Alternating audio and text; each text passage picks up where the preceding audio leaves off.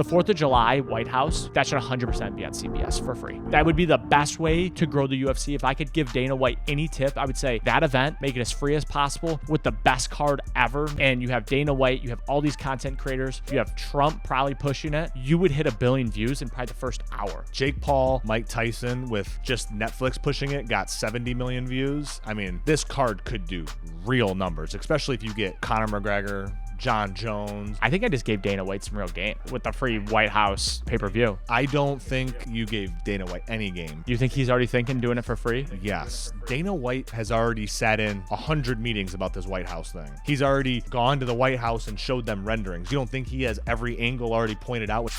Welcome to the Real OShow. I'm Zachary. Joining me as always, my partner in crime, my brother Joshua. And on today's episode, we break down the UFC's new TV deal and Dana White taking over the whole fight game.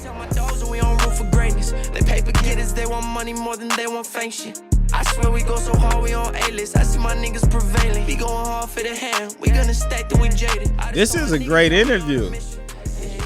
They doing their thing. ChatGPT knows I've been cheating on it. Why? Because I called it out and I said, you fucked me over and ruined a video of mine and gave me completely false information that was like a basic Google search.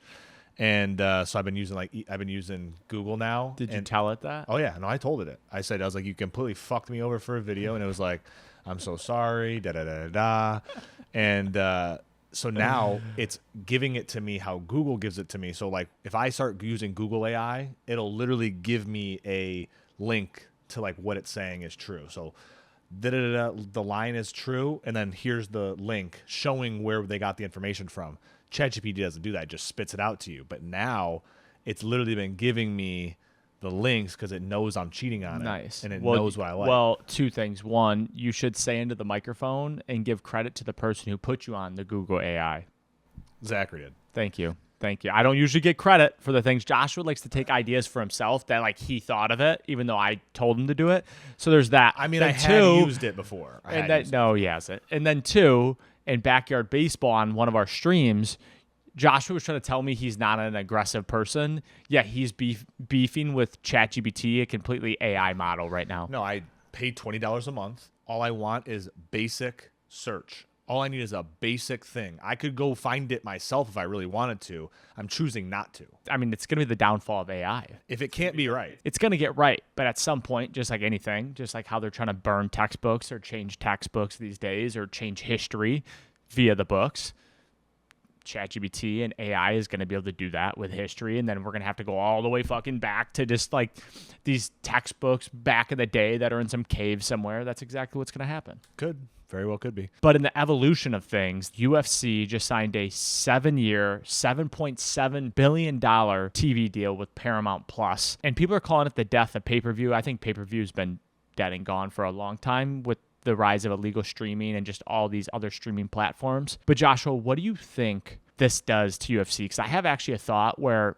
and I'm going to give this 2 cents and then you go. I have this thought where Paramount Plus, these first 4 years of this 7-year deal, I think Paramount Plus is going to lose money. But I think they're going to make it all up in the last 3 years and then some before UFC gets like some crazy TV deal. What do you think this does to UFC? Because I do think it's a good thing for them. I think this is great for the UFC because it lowers the barrier of entry to be a UFC fan. Through all of this, it's hard to be a UFC fan because you have to pay $80 plus every week to watch the pay-per-view. And if the pay-per-view isn't something that says Conor McGregor or a big name, I don't really care. And so to me, this is a huge thing because it allows casuals to watch the UFC more. The UFC is 365. It's like the WWE. There is no off season, so it's good that it makes it accessible for everyone. Now, this TV deal is very closely related to like an MLB, NHL caliber, 7 years. They're around $1 billion. Now the NHL is like $600 million, but baseball is like $1.7 billion a year over the 8-year span, which, let's be honest with ourselves, this is a different topic for a different day, but MLB will most likely be in a strike situation when they're doing their deal. 100%. But I think this is great for UFC. It's great for the fighters. Hopefully the fighters get more cut out of this. I'm assuming the model is going to be a little different because really in the UFC, it's you eat what you kill. So if you have a big draw, you're getting the money from the pay-per-view for that draw. Now that it's open to everyone, I'm not really sure how that's going to work. I think the analytics and data becomes even more clear when you're on Paramount because you know the exact viewers, you know the watch time. The illegal streaming makes it a lot harder for what you're drawing in because these are all offshore. You don't know the data. You know maybe the place that's going on, but you know how many people are actually watching the stream. I think the data becomes completely clear. And I think this deal for Paramount was actually out of survival, which I think why early on they're overpaying. Netflix is eating everything. And if Paramount, aka Skydance Media, aka CBS, didn't make this play, Netflix would have ate all streaming services. They've already won WWE. They led the wave on the Jake Paul, Mike Tyson thing. They have NFL games now. They have won the game. And if Paramount Plus didn't lock this up for the last 7 years, or for the next 7 years, I should say, I think Paramount would have been done. I want to stay on what you're saying because I do agree in some sense. They might have overpaid, maybe not, maybe they did. But for what they definitely overpaid. But what for the UFC is, I mean, it's hard to say because the UFC is only going up right now. Like combat sports is only going up. But what I said to start was these first 4 years, Paramount is going to lose money. Maybe. But I think the last 3 years, as they continue to grow, Dana White continues to do it. You know, we have our next John Jones fighter by then, or our next Conor McGregor by then. Probably not. You will be making a lot more money, which I think will make up. Like, I think they're going to lose hundreds of millions of dollars a year for the next 4 years. I disagree only in the sense of you're going to see a lot more. Like, the viewership, I think, is going to go up to an extent. I don't know about the social side, but I think from a live TV standpoint, it's going to go way up. To be a UFC fan, it only costs you $59 a year on Paramount Plus if you want to watch ads. It's like $120 a year if you don't want to watch ads. To be a NFL fan and watch all the NFL games, it costs you $1,500 a year. You have to do a YouTube TV or Hulu Live TV. You have to do NFL Sunday Ticket to watch out-of-market games. You have to watch Amazon Prime for Thursday night games. You need Peacock Premium for some NBC games. You need ESPN's new streaming service for Monday night games. And you need Netflix for special games like Christmas. Well, guess what? Stream East has them all.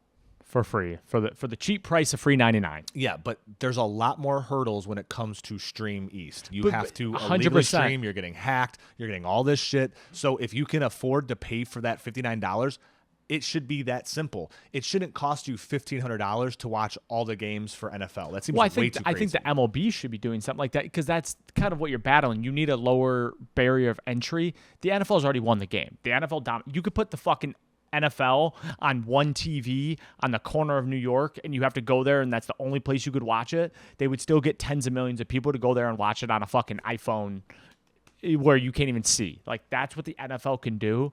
The UFC's in a place where they need to build out. They need to get more fans, which I think it's a smart play by Paramount. Like, I looked it up. Paramount has about 77 million active users. Netflix has 300 million active users. Like, yeah, no doubt. The base is crazy, and I don't think. But I don't know if Netflix would have been game to do 48 events next year for UFC. And I imagine Netflix's offer, because they definitely made an offer. They're businessmen. Their offer was probably $3 billion less than what Paramount was giving them. Because Netflix has won the game. You win the game if you're on Netflix.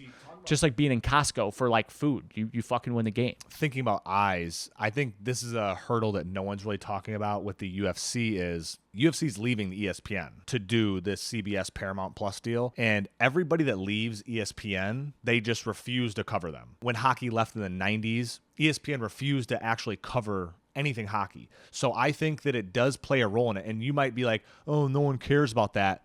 But let me just give you some numbers. ESPN on social right now, they have 28.2 million followers from their ESPN account. They have 38.9 million followers on their SportsCenter account. So that's what? Almost 60 million, a little over that, in just following on Instagram. On Twitter, they have 58.9 million on ESPN and 45 million from SportsCenter.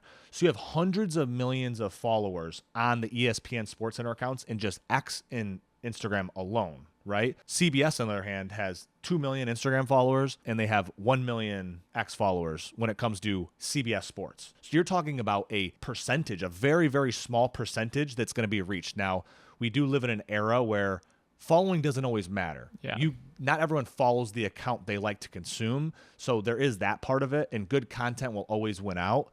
But there's a lot higher floor when you have hundreds of millions of followers compared to 1 million followers. Yeah, I mean, it'll still find you if you want to see it. It's still going to be on our timeline. Yeah, but I mean, that is a major drop-off in a lot of ways, which is my point. I imagine they went to ESPN about the brand deal or the TV deal. They went to Netflix about the TV deal, but I'm telling you, their numbers were probably hundreds of millions a year less than what Paramount was giving them. So you have to kind of take that jump.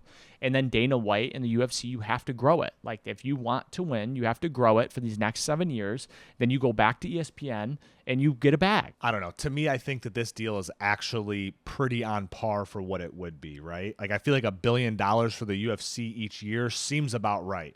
Like, they do have big stars. They have so many events. Like they said, there's 43 annual UFC live events. One of those will be on the lawn of the White House, and we'll have some of the biggest fighters ever. Like, that one alone will be their Super Bowl. That one alone will be worth $1 billion.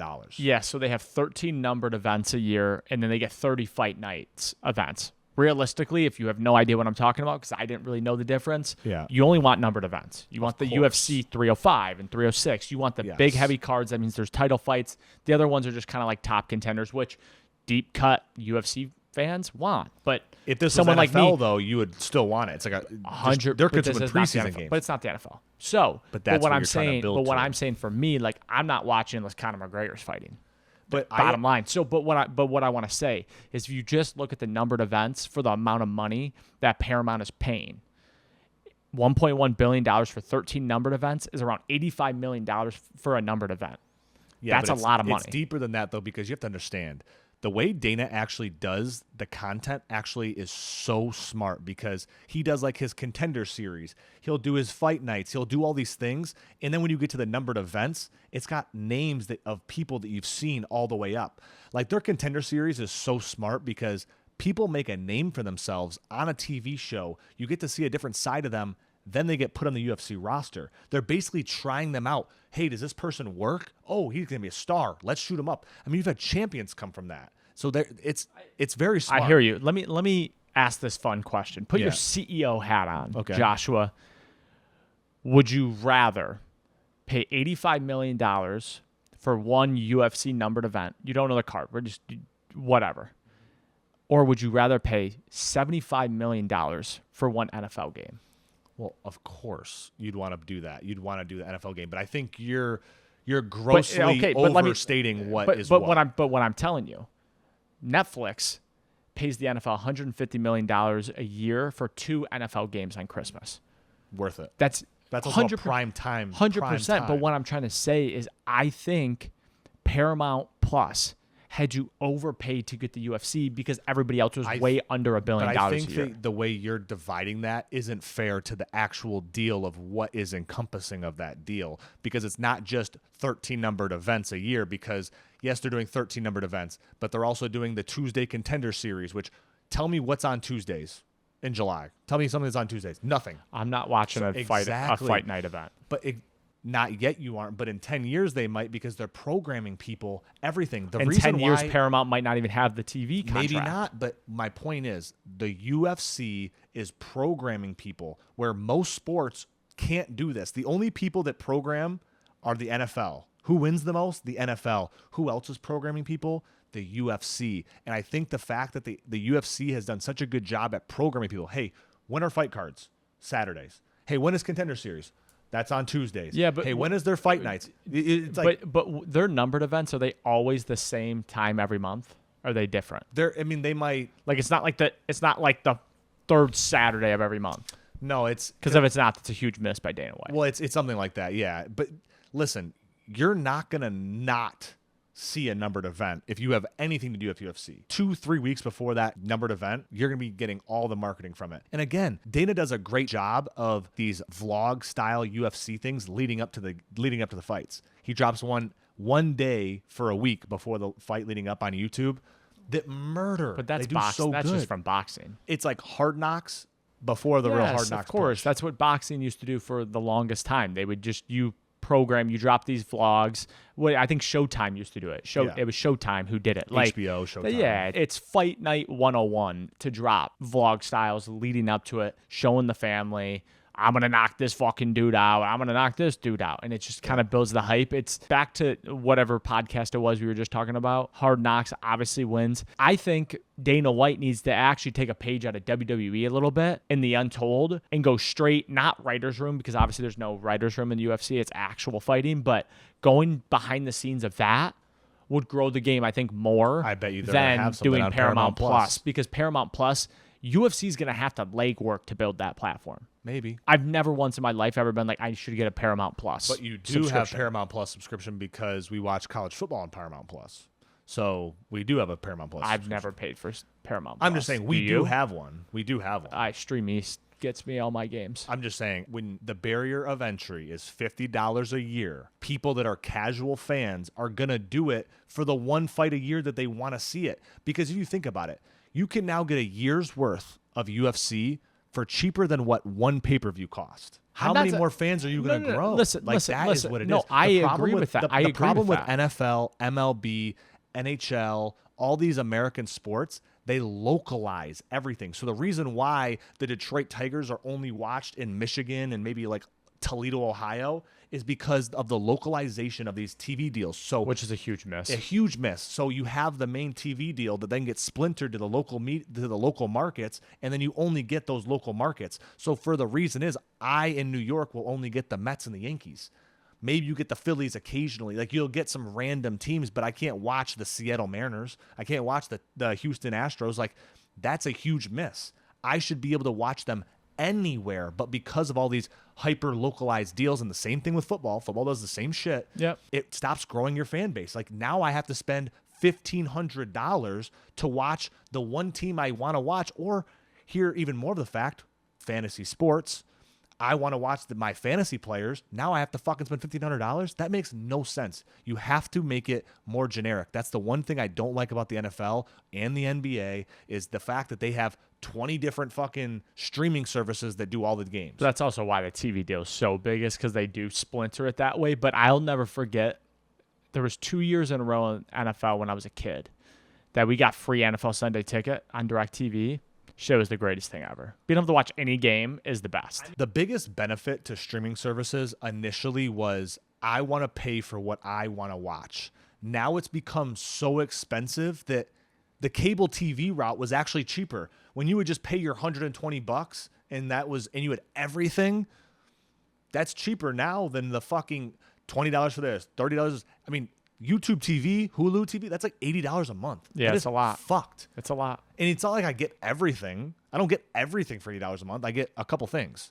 I mean, I'll be the first one to say it. Regular YouTube is better than almost every streaming platform. Like I'd rather watch makeshift creators and whatever. That is better TV than 85% of everything else on all the streaming platforms. No doubt. But I actually, back to UFC a little bit, I think the best part of this whole deal that we haven't touched on yet, the streaming platform is great, but I believe they're going to have like 2 or 3 numbered events on CBS for free. Talk about growing the game. Like that's what it is a little bit, because we talked about this a little bit before. Upfront money doesn't matter. It's all about eyeballs. You want eyeballs. You need attention, because if you have attention, you can sell massive ad sponsors. Then you have the content. Then you create real fans. Then you grow the demand, whatever it is. I think those 2-3 numbered events, like the 4th of July White House, that should 100% be on CBS for free. That would be the best way to grow the UFC. If I could give Dana White any tip, I would say that event, make it as free as possible. Stream it on YouTube for free. Stream it on TikTok for free. Stream it every single app for free, because you will hit 1 billion probably views throughout the night. I mean, it would be the biggest thing. It would hit 1 billion views. Well, it would also you'd have like Trump pushing it. You'd have all these people pushing it. It'd be the biggest thing ever. Me and Joshua go live on TikTok Live, and for 2 hours, we'll get like 75,000 views throughout it. Imagine UFC at the White House with the best card ever known to demand, and you have Dana White, you have all these content creators, you have Trump probably pushing it. You would hit 1 billion views in probably the first hour. Yeah. No, I mean, it would be big time. I mean, if Jake Paul, Mike Tyson with just Netflix pushing it got 70 million views. I mean, this card could do real numbers, especially if you get Conor McGregor, John Jones. You get a couple like Ilya Torpia, whatever the fuck his name is. Tolpia. I don't know. He's from Spain. I don't know how to fucking say his name. But that's how you grow the game. And that's really what it comes down to, right? And that's why the NFL is playing fucking overseas games. They just want to get someone to like it one time for them to be interested enough to keep coming back. And that's what I believe this deal is going to do. Well, it's also just the American influence. People like the idea of what they do in America. Love it or hate it. People in other countries do watch us. But I think I just gave Dana White some real game with the free White House I don't pay-per-view. think you gave Dana White any game. You think he's already thinking doing it for free? Dana White don't need anybody. But I'm like over a year early. I got the receipts. No, it doesn't. I got the receipts. Listen, Dana has already sat in 100 meetings about this White House thing. He's already sat in 100 meetings. He's already gone to the White House and showed them renderings. You don't think he has every angle already pointed out when he's already been at the White House showing them renderings? Come on. Renders come last in this scenario. He's already sat in a room with the most important people at TKO and said, how do we make this the best thing ever? Because the last thing that happens is the card. That's the last thing that comes together is the card. And you don't know what's going to happen. Like, he'll probably announce that card after the New Year. Like, after the New Year. Because if it's going to be in 4th of July, that means he actually... So what do you do with those fighters? You just don't let them fight so they don't get hurt? No. Now that I think about it, he probably can't make this card too in advance. He's probably got to wait. That's what I'm saying. You probably got to wait till... You got to be like April. 3 months out. Yeah, probably. you got to be April, May before because you do this then when card. you announce it, they don't fight that 3 months. Because if you do it at the beginning of the year, that's 7 months not fighting. Someone's going to get their teeth knocked out. It's just not even that. It's like you want the best people at the best moment, and you don't know who's going to be hot, who's not going to be hot, who's going to get hurt, who's not going to get hurt. There's a lot of moving parts. I got a fight for my bros, I got a stack of this gold. I tell you I'm on the road. About to get all this dough. Me and no fuck niggas know. I swear to God we the ghosts. This ain't the story they told. Man, if you know, then you know. I never had to tell my dogs that we on rough for greatness. They paper getters, they want money more than they want fake shit. I swear we go so hard, we on A-list. I see my niggas prevailing. We going hard for the hand. We gonna stack till we jaded. I just told my niggas that we on a mission. Yeah. It's gonna be hard to get it.